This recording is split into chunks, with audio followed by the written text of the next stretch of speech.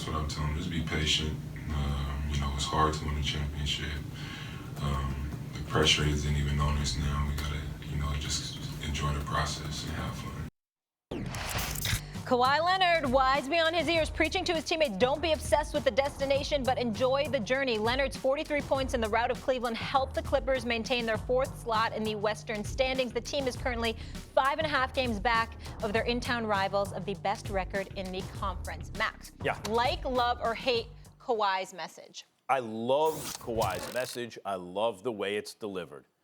Look, and by the way, Stephen A., we just got through a whole controversy in sports about calling players thugs and everything. So I want to be very clear that I would apply the following term to Pat Riley or Phil Jackson or, Doc Rivers, any coach you'd want to mention, and several players also. That's a gangster right there. That is a dude who is, I think it was Chris Long who retweeted some fight that was on social media recently and made some comment like, you know who you should be scared of? The one guy who's not in the fight, who's just like middle-aged guy chilling, eating his food while all this is going on. Because in the action movie, that would be the guy that you have to worry about. That's Kawhi Leonard. Kawhi Leonard's not worried about this commotion. And you talk about load management, Stephen A., but that's just smart. Like in the beginning of every season, competitively, not in terms of the business of the NBA, the competition, which is what the players are supposed to be worried about in terms of the integrity of the game, is, okay, everybody, here's your team. The goal is to win a championship. Go. Within the rules, go. So if you're having a knee issue or if you're just fatigued or you don't want to play the second of back-to-back because you realize you're going to have home court anyway and it's better for you to be rested, that's what you do. Kawhi Leonard is saying, everyone calm down. This is the regular season. We're going to be fine. Here's the best way to achieve the results you want. Have fun. Trust me, I'm a two-time final MVP with two different teams. Trust me, when I'm on the court with y'all, we're, almost unbeatable. When I'm off, we're average. I get it. But so, in other words, he's the best player on the team. He's leading by example. Trust me. Calm down, everyone. This is only part of the journey. The real season begins, as everyone knows in the NBA, more than 50% of the teams make it, in the postseason. That's when it matters. Now, contrast that with LeBron James, who's always been so wise about this in recent years. Taking it easy in the regular season, getting his team ready for the playoffs, and then taking off. LeBron is playing the way Steph and them did when they won 73 games but lost to LeBron's Cavs. They're acting like the regular season is the playoffs. It's Kawhi who's sending the right message and doing it in just the right way, and he is the reason. More than anything else, I've been picking the Clippers to go all the way since the moment he made his choice. This is an example of why.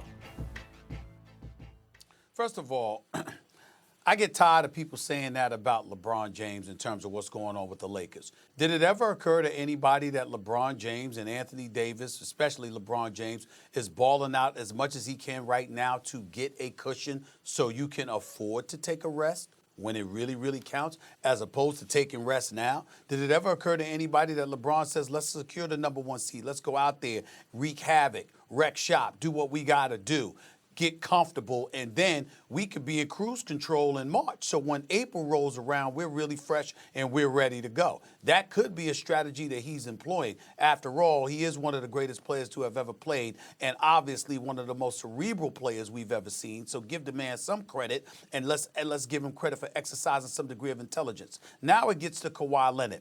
I got news for you, Max. Over the last 13 games, the Los Angeles Clippers are 7-6.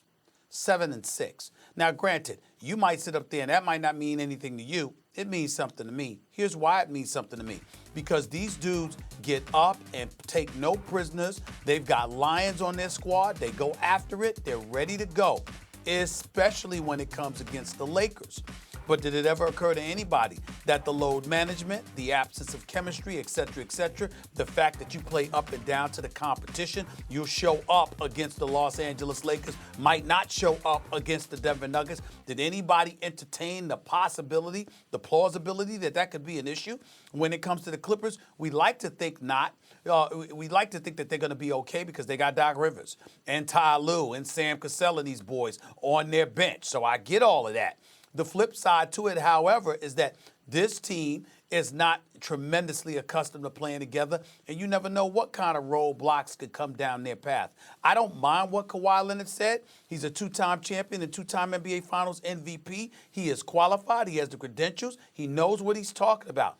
I get it. The flip side to it, however, is this. If you are the Los Angeles Clippers and you are paying attention to how you have looked periodically, perhaps he shouldn't be so laissez-faire about it, because everybody ain't Kawhi Leonard. He's speaking for himself, but when you're speaking for the rest of your team, they ain't you. They're great, but they ain't you. Just Kawhi Leonard just dropped 41 points in 29 minutes. I think it's Kevin Pelton on ESPN.com. 43, right? What's that? Maybe it was 43. I thought it was 41. 43. Anyway, it's over 40 points in under half an hour.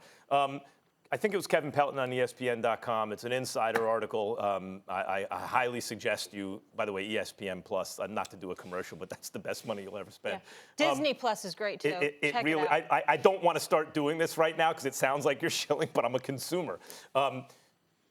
He talks about can the Clippers trade their way past the Lakers? What else might they need? And he highlights the fact that defensively, when Kawhi's on the court, they're a top 3 defense, and when he's off the court, they're like barely above average. As I've been saying all along, Kawhi, who's almost as good as anyone when it doesn't matter the most, and who's better than everyone when it does, is the best player in the game. But that includes his style of leadership in this case. Stephen A., he's not really saying all the things we're saying. All he's literally saying is have fun. That's the best way to achieve the goal. Everyone relax. I think you're playing a little tight.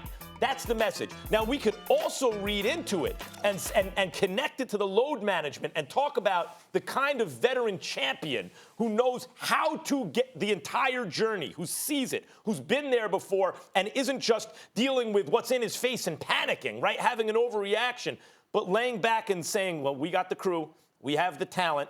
Trust me, I will lead you there. I've done it twice as the MVP of the finals. I've done it twice. We're going to be fine. Thanks for watching ESPN on YouTube. For more sports highlights and analysis, be sure to download the ESPN app. And for live streaming sports and premium content, subscribe to ESPN Plus.